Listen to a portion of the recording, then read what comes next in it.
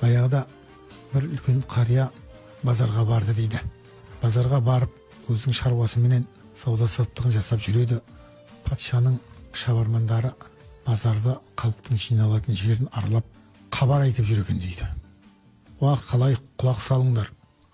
Патша 3 түрлі жұмбақ жасырады. Сол жұмбақты шешкен адамға ат басындай алтын береді деген қазіргі тілмен айтқанда жарнаманы жасап жүр екен дейді. Елдің көп жиналған жерлерін, базарда көп болады ғой халық, соны аралап жүр екен дейді, жариялап. Сонан кейін халық жинала бастайды. Сонда айтып жатыр дейді. Бірақ жұмбақты шешемін деп шеше алмайтын білсе де, Құрашиын келген кісі болатын болса, ханның қаһарына ұшырайды патшаның. Басы алынады оның. Оны да ескеріп қойыңыздар. Тек жұмбақтың жауабын білетін адам ғана келсін. Ол жұмбақ мынадай еді деп дауыстап халыққа жариялап жүр дейді. Не қатты, не ауыр, не тәтті деген жұмбақты жасырып жатыр. Осының шешуін тапқан адам ат басындай алтынға ие болады деп хабарлап жүр екен дейді. Сонан бұл қарияда жаңағын естіп, ойланып, ол жұмбақтың шешуін кім тапсын? Біз ойлағандай емес қойының шешуі деп ойланып үйге келді дейді. Үйде дастарханның басында отырып әңгіме қылады. Базарда көрген білгенін айтады. Сөйтіп отырып әлгі қария айтады. Базарда патшаның шабармандары, хабаршылары патша осындай жұмбақ жасырып жатыр деп хабарлады халыққа. Осы 3 жұмбақтың шешуін тапқан адамға ат басындай алтын береді деп жатыр. Ат басындай алтын менің есебімше көп ақша болса керек, ол көп ұрпақтан ұрпаққа кететін байлық болса керек. Сонан 3 жұмбақты айтады. Не қатты, не ауыр, не тәтті деп сұрап жатыр. Оның шешуін кім тапсын деп айтты дейді ақсақал. Сонда үйінде 10 жасар қыз бар екен. Сол айтты: "О, әке, бұл жұмбақтың шешуі оңай ғой. Мен айтып берейін, барып ат басындай алтыныңызды алып келсеңізші" деп шешуін айтты дейді. Не қатты дегенде кедейлік қатты деп айтыңыз. Не ауыр дегенде берген серт ауыр деп айтыңыз. Не тәтті дегенде сүйіп алған жарың, жұбайың тәтті деп айтыңыз. Болды, осы үшеуін айтсаңыз аласыз. Сонымен қария келіп патшаға рұқсатын алып кіреді. 3 жұмбақтың да шешуін айтады. Қатты нәрсе кедейлік, ауыр нәрсе серт, тәтті нәрсе сүйіп алған жұбайың дейді. Сонан ырза болып патша ат басындай алтынды береді. Ақсақал ат басындай алтынды алып бұрылып кетіп бара жатыр еді. Патша тоқтатты. "Оу, ақсақал, тоқтаңыз" деді. "Мен сертімде тұрдым. Ат басындай алтыныңды алдың. Бірақ көріп тұрмын, жұмбақты шешкен сен емес. Бұның ар жағында біреу бар. Шындығыңды айт, әйтпесе басың кетеді, басыңды алам" деді. Амал жоқ. Айтты: "10 жасар қызым бар еді үйде, сол шешті" дейді. "Онда қызыңды алдыр, шақыр, алып кел осы жерге" дейді. Сонан жылап еңіреп үйге келеді. "Оңай жерде пайда болатын бет балам, басыңыз бәле келікті-ау. Менің шешпегенімді біліп қойды хан. Енді шындығымды айтып ем, қызыңды алып кел деп жатыр, сөйлесейін" деп. "Жүр, барайық, әке, саспаңыз" деп келді дейді 10 жасар қыз. Сосын таң қалып 10 жасар қыздың болмысына, оның ақылдылығына патша таң қалып сұрайды: "Не қатты екенін қалай білдің?" дейді. Сонда айтады: "Біз өте кедей тұрамыз" дейді. "Кейде үйге құдайы қонақ кеп қалады. Сонда құдайы қонаққа сыбаға бере алмаған кезде әкемнің борша-борша болып терлегенін көрем. Сонда мен ойладым, кедейліктен қатты нәрсе жоқ екен деп ойладым. Келген құдайы қонағына тамақ асып бере алмаудан қатты нәрсе жоқ сияқты болып көрінді маған. Содан білем қатты нәрсе кедейшілік екенін. Не ауыр дегенімде серт ауыр депсің берген. Оны қайдан білдің? Сіз ат басындай алтын берем тапқан кісіге депсіз. Таба алмаған адамның басын алам депсіз. Менің әкем егер дұрыс жауабын айта алмаса, сіз сертіңізді орындауыңыз керек. Әкемнің басын аласыз. Ал әкемнің басы алынса, шиеттей бала-шаға біз аштан өлуіміз ықтимал. Бір сіздің сертіңіздің артында үлкен қанша адамның тағдыры тұр. Мен берген серттің ауыр екенін осыдан білдім. Қанем" депті. Оған да басын шайқапты. "Жарайды, бұларды енді білуің мүмкін шығар. Бірақ сен әлі балиғат жасына жетпегенсің ғой. Сен жар құшып көрген жоқсың ғой. Не тәтті дегенде сүйіп алған жарың, жұбайың тәтті депсің. Оны қайдан білдің" депті. Ол онша қиыншылыққа түспеді. Менің әкем де шешем де мені қатты жақсы көреді екеуі. Жатар кезде екеуі ортасына алып жатады. Мені еркелетіп, ауық оқып бетімнен сүйіп еркелетіп жатады. Ұйықтап кетем. Оянсам таңертең шетте қалам. Жатарда ортасына алып жатады. Таңертең шетте қалам. Содан ойландым, мені жақсы көреді екеуі, бірақ менен де гөрі екеуі бір-бірін жақсы көреді екен ғой. Сүйіп алған жардың, жұбайдың тәтті болатынын мен содан білдім деп жұмбағын шешті дейді. Сонан риза болып ат басындай алтынды ырзалықпенен беріп жібереді. Бір күні ақсақалды хан қайтадан шақырады. Барса айтады: сен қария қызыңды маған бересің дейді, мен қызыңды кішілікке аламын деп сөйлейді. Бермесең басы кететіні анық. Сонан патшаның әміріне қалай қарсы келеді енді? Көнбеймін деп айтамайды, бірақ қызымның ықтиярын сұрайын дейді. Сөйтіп үйге жылап еңіреп келеді: қызым, басымыз бәлеге қалды ғой, патша сені алам деп жатыр әйелдікке деп сөйдейді. Мен бермеймін деп айта алмадым, мен басымды алам деді. Әке, жыламай-ақ қойыңыз дейді қыз. Оған неге жылап жатсыз? Сіз айтыңыз, қызым да келіседі, тием деп отыр, сізге қосылам деп отыр, бірақ мынадай шарттарым бар. Маған қалың мал беретін анық қой. Ондай болатын болса, менің мына шарттарымды орындасын. 10 бағлан қозы, 20 қасқыр, 30 жолбарыс, 40 арыстан, 50 түлкінің терісін дайындасын. 60 құлаш арқан, 70 құлаш шідер, 80 сөлгепкен жүрек, 90 қап сүйек дайындасын. Және менің тойыма кілең, сол елдің аймағындағы кілең шал мен кемпірді жас күнінде жайнатып киіндіріп алып келсін. Бәрін арбаға тиеп, шалқытып, кемпір мен шалдың бәрін кемпірді қыз күніндегідей, шалды жігіттей қылып жайнатып алып келсін. Сосын менің бетімді ашқызсын мұңсыз адамға. Мен сонда ырзамын, бар қоятын шартым осы депті.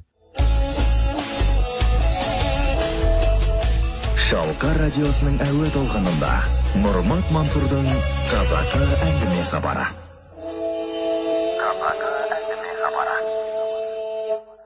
Сонан әкесі барып патшаға айтады: қызым келісімін берді, тиемде жатып, бірақ осындай шартым бар. 10 бағлан қозы, 20 қасқыр, 30 жолбарыс, 40 арыстан, 50 түлкі, 60 құлаш арқан, 70 құлаш шідер, 80 сөлгепкен жүрек, 90 қап сүйек дайындасын. Және кемпірді қыз күнінде киіндірсін, шалды жігіт күнінде киіндірсін, жайнатып тойым алып келсін. Және мұңсыз адамға бетімді ашқызсын, сонда тием деді. Сонан күлді дейді патша: ай шіркін ай, ақылды ғой, ақылды, бірақ жас қой, әлі өмір көрмеген. Мен бір қымбат нәрсе сұрайма деп едім. Маған бағлан қозының, қасқыр мен жолбарыстың терісіне тұр. Қазір әмір берем, қазір дайын болады оның бәрі деп бұйрығын берді. Барлығының да терісі дайын болды. 90 қап сүйекке дейін жинап қойып, енді мұңсыз адамға бет ашқызбақшы болды дейді. Сөйтіп әр ойланды, бер ойланды. Сөйтсе көрші бір мемлекет бар екен. Өмірі елінде пәлен ғасырдан бері соғыс болмаған, елінің барлығы бай, бақуатты тұрады. Жеті атасынан бері хан екен өзі. Елдің бәрі оны мұңсыз хан дейді екен. Өйткені елінде кедейшілік, басқа ауру болмаған, соғыс болмаған, ел бейбіт тұрады, бай тұрады. Ешқандай қиыншылығы жоқ, мұңсыз хан деп атайды екен ол кісіні. Сол мұңсыз ханға барады бұл. Өзімен шендес кісі ғой, тойыма шақырайын, әрі батасын беріп бетін ашуды сол кісіге тапсырайын деп. Сөйтіп көрші мемлекеттің патшасына барады, сән салтанатымен тартуын алып барады. Ол қабылдайды, 3 күн қонақ қылады, содан кейін барып сұрайды: не шаруамен келдің?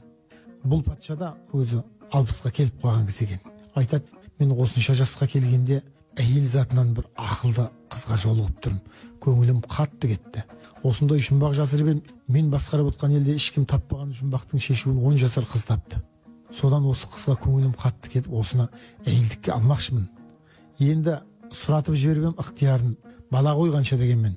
Қалың малына бұлар болмашы нәрселерді шарт қылып сұрапты. Олардың бәрін дайындадым. Тегенде мұңсыз адамға бетімді ашқызсын деген екен. Бүткіл халықтың бәрі сені мұңсыз хан деп атайды ғой, сенде мұң жоқ.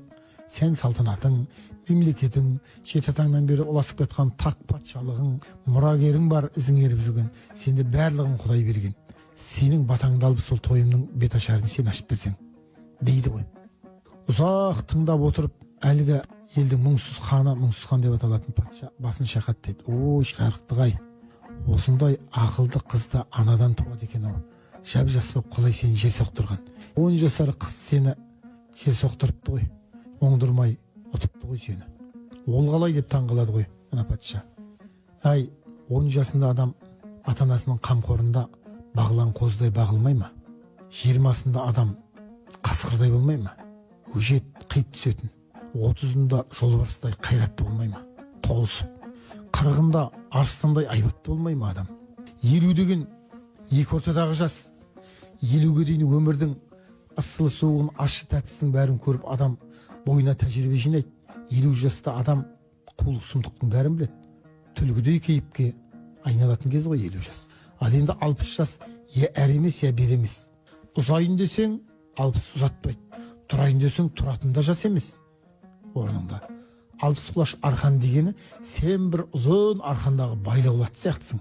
Я босанып кете алмайсың, я бір орныңда тұра алмайсың. Бұл әрмен бері. 70 құлаш шідер дегені, 70 сені қандай мақты болсаң да аяғын шідерлейді. Ол кезде ұзап жүре алмайтын кезің. 80-де сен жүрегіңде не қалады? Әптен денеңнің бәрі кейбетін кезі ғой. Сөл кепкен жүрек дегені сол ғой, 80 жасың ғой сенің. Ал енді 90-да сенің сүйегіңнен басқа ештеңе қалмайды денеңде. 90-ға сүйек дегені дымың қалмайды сенің. Ал енді кемпірді қыз күндегідей жайнатып киіндіріп әкелсін, шалды жігіт күндей жайнатып алып келсін дегені, кемпірді қанша киіндірсең де қыз болмайды. Шалды қанша киіндірсең де жігіт болмайды. Ол дәурен кетті. Сенің жастық шағың өтіп кетті. Сен 60-ға келген адамсың, мен ондағы қызбын, екеуміз теңеспейміз деп тұр ғой саған. Қалай түсінбедің? Ал енді мұңсыз адамға бет аштырсын дегені, бұл дүниеге келген әрбір жұмыр басты пенденің өз деңгейінде мұңы болады. Мұңсыз адам болмайды. Бұл саған өмір тимеймін деген ғой. Сен осыны қалай түсінбедің дейді ғой. Сонда басын шайқап үнсіз қалды дейді. Әлгі патша ойланып отырып. Сонда сенің де мұңың бар ма депті дейді. Хей, айналайын-ай. Менен мұңды адам жоқ, бірақ мен мұңым айтпаймын ешкімге, менің мұңым өзіммен бірге кетеді. Егер менің мұңымды сен еститін болсаң, амал жоқ, сенің басың алыну керек. Сен қайта алмайсың еліңе. Сондықтан аман есен тұрғаныңда еліңе қайт дейді. Сонда бұл патша басын шайқап үнсіз отырып, мен болса да тірелікке айналыппын ғой, 10 жасар қыздан оңбай ұтылған екенмін. Мен еліме барып қарайтын бет жоқ менде. Еліме онсыз да қайтпаймын. Бірақ сенің мұңың бар дегенге мен сеніп те отырғаным жоқ. Шынымен сенің мұңың болатын болса, мен естіп өтейін өмірден. Менің арманым жоқ, басымды ала бер. Келсін бет дейді. Сен мұңды айтшы маған. Олай болатын болса, басыңды бәйге тіксең, сертіңде бір деп екеуі серттесіп, өздері отырған жерден басқа бір ұзақтағы сарайға келіп кірді дейді. Қасындағы күзетшілерін алыс жерге тоқтатып, екеуден екеу келіп сарайға кірді. Алдына бір сұлу сымбатты жігіт, жүзіне тура қарай алмайтын сұлу келіншек, өрімде 2 жас кішкентай сәби бала келіп, төртеуі жүрелеп отырды дейді. Мына отырған менің өзім таңдап алған, Құдайдың ақ некелеп арулап алған сүйген жұбайым, менің әйелім мына отырған деп айтты дейді. 7 атамнан бері хандық тақ мұрамен келді, елім аман, жұртым тыныш, басымда бақ, астымда тақ. Ел аралап жүріп, осы сұлу әйелді, сұлу қызды жолықтырдым. Бұл да мені ұнатты, шынайы ғашық болдық бір-бірімізге. Екеуміз үйлендік.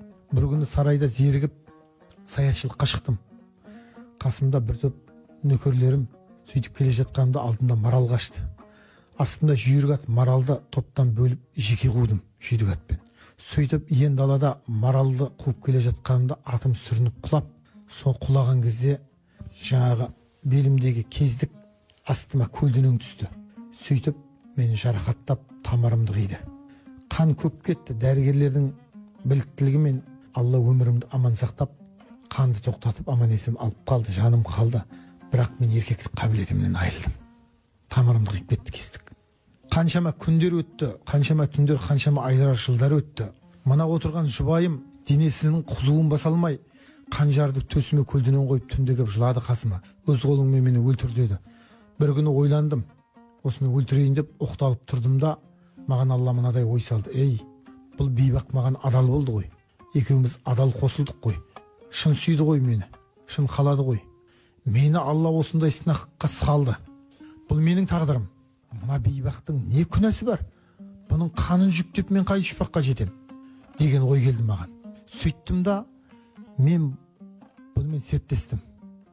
Мен өзім таңдап жақсы бір жігітті әкеп қосам саған некелеп. Сен сонымен осы сарайда ешкімге көрінбей өмір сүресің. Бірақ екеуінің аузыңнан осы сөз шыққан күні екеуіңде басың алынады деп серттестім. Сөйтіп мына жігітті ел аралап жүріп таңдап өзім әкеп некелеп қостым. Мына 2 бала осы жігіттен туылған бала. Жұрт бұны білмейді, халық тақ мұрагер деп 2 балаға қарап жүр, менің балам деп. Бірақ бұл 2 бала мына жігіттен туылды.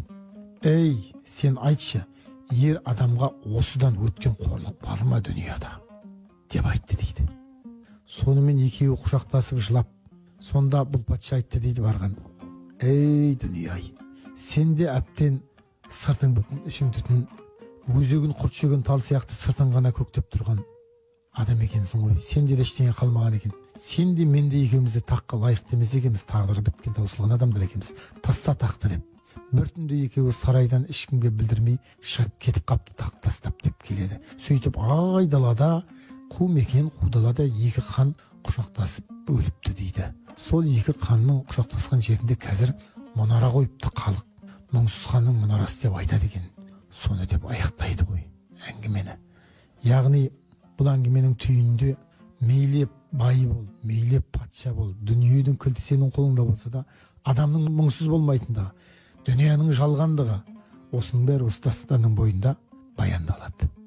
Міне Сәрсенбай жыраудың Мұңсыз хан деген дастаны осылай аяқталады.